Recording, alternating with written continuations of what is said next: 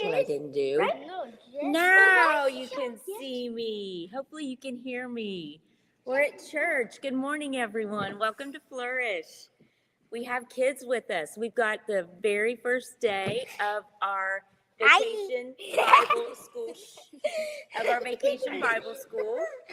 And so Reese is here. This is my granddaughter Avery. My grandson Graham, and Louie is here. Okay, good job. All right. They wanted to say hi. So they are off now. We're going to start Vacation Bible School at 9. And anyway, today is day 287 of our, I know I look funny. I'm kind of leaning, but that's okay. Our 365 truths for every woman's heart. And it's a little dark, but that's okay. We're going with it.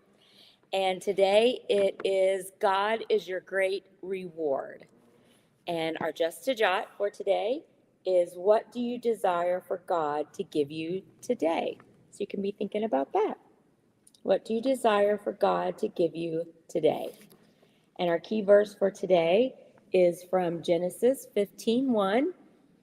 And it says, "Do not be afraid, Abram.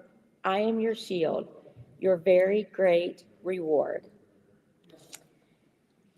Okay, one thing I love about the Bible is that the heroes are so very fallible, so uncensored and rough-edged, so unpolished and in progress. Like the moment when God came to Abram, later called Abraham, and said, "I am your shield, your very great reward."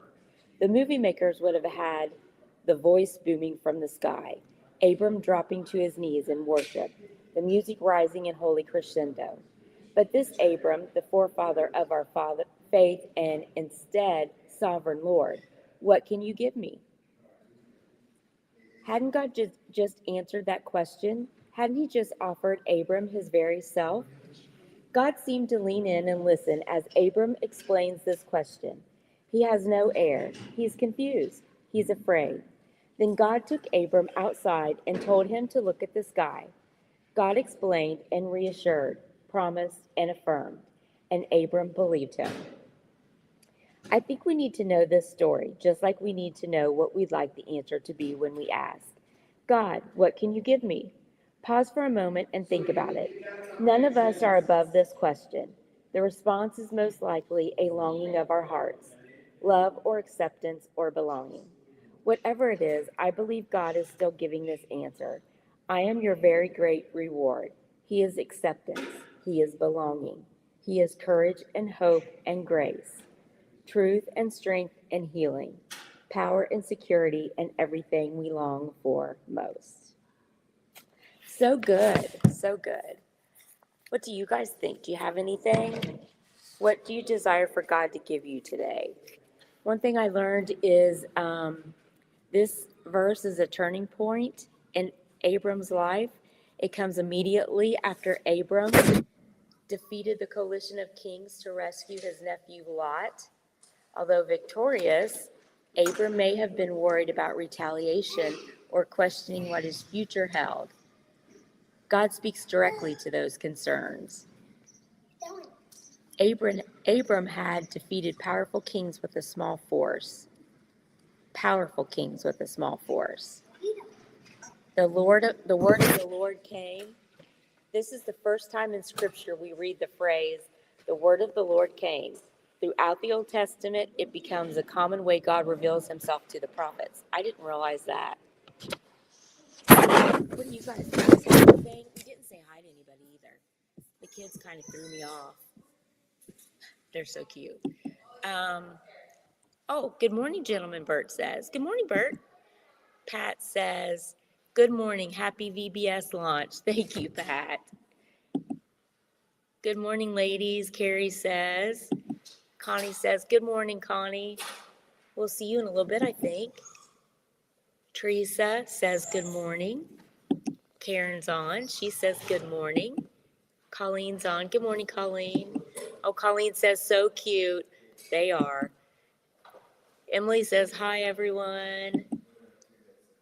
And Pat says his presence is all in all. And Emily says, I love seeing the inside of the Greendale Sanctuary. Great devotion. Yes, I don't know if I can, I'm going to make you guys sick. I don't know if I can show you our VBS. This is our VBS setup. It's Camp Chaos. That's what we're doing this week. So I think the kids will have a blast. Camp Chaos. So anyway, anybody have anything else? Anything? Oh, did I see something? Pat says super. Yes, they're going to have so much fun with me. So much fun. What else do I have here on my little paper?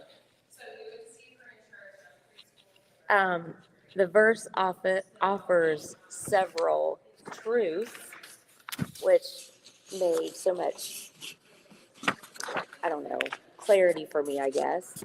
God knows our fears before we express them.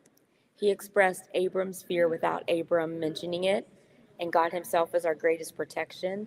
Circumstances change, but his presence remains. And faith sometimes means giving up immediate gain for eternal reward. And Abram refused the riches of Sodom, trusting God's provision. God's rewards are often greater than we imagine. Abram was thinking about a child. God was establishing a covenant. There we go. That would bless the entire world. Genesis 15:1 reminds us that when we face uncertainty, God's first answer is often not an explanation, but his presence. Makes so much. Benji says hi to Reese and Louie. Oh, I will tell them, Benji, they're not in here right now. Oh, Benji, I will tell them hi for you. I think they're outside getting things set up out there. But I will tell them hi. All right. I'm going to let you guys go, help get set up the rest of the way. And the kids come at 9. And I think it's going to be a great week. So I will see you back on Thursday. Hopefully I'll be won't be as crazy. Things will have settled down. Let's hope. And yeah, have a great week. I'll see you Thursday. Let me find sorry about the technical difficulties at the beginning.